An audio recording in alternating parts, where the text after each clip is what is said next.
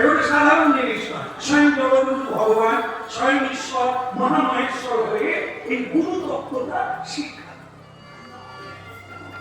গোড়া নিয়ে ঘাস খাওয়া যাবে। গুরু যদি গোবিন্দ ভজে সেজন নরকে, যার গুরু নাই আর কিচ্ছু নাই, যার মাঝি নাই তার উপরে যাওয়ার কোনো পথ নাই। এই জন্য এই আধ্যাত্মিক তত্ত্ব সবচাইতে বড় তত্ত্ব, এই আধ্যাত্মিক পথ সবচাইতে বড় পথ এবং শ্রেষ্ঠ পথ। এই পথ ছাড়া জীবে কোনো মুক্তি নাই। তাই মহাপ্রভু গুরুচরণ আশ্রয় করে ভোগ বদলে গেল, রং বদলে গেল। আগে ছিল পণ্ডিত, পালকি চড়ে নেবে, যে কেউ দেখতো নমস্কার করতো, পণ্ডিত নমস্কার নেবে।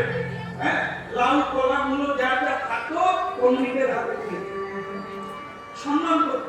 আর সেই পণ্ডিত গুরুচরণে কি এমন মন্ত্র পেলেন বলবো, তুই আকিকে সর্বদা জয়। এখন আর উনি প্রণাম দেন না, যাকে দেখে ছোট বড় সবাইকে উনি প্রণাম।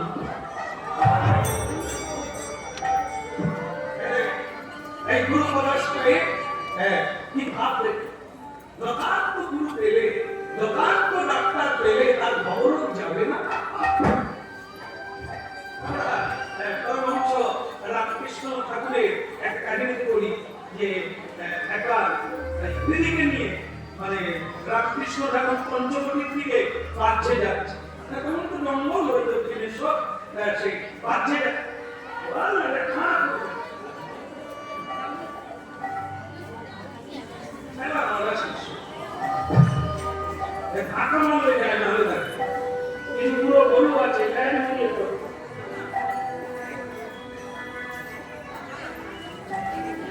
শিষ্য আর পত্নী এরকম ভাবে বলার আগে কাটলো, ভাব বুঝে কাটলো। আমি যদি বাচ্চা যায় জল কাটি, আমি নিয়ে যাবো, তুই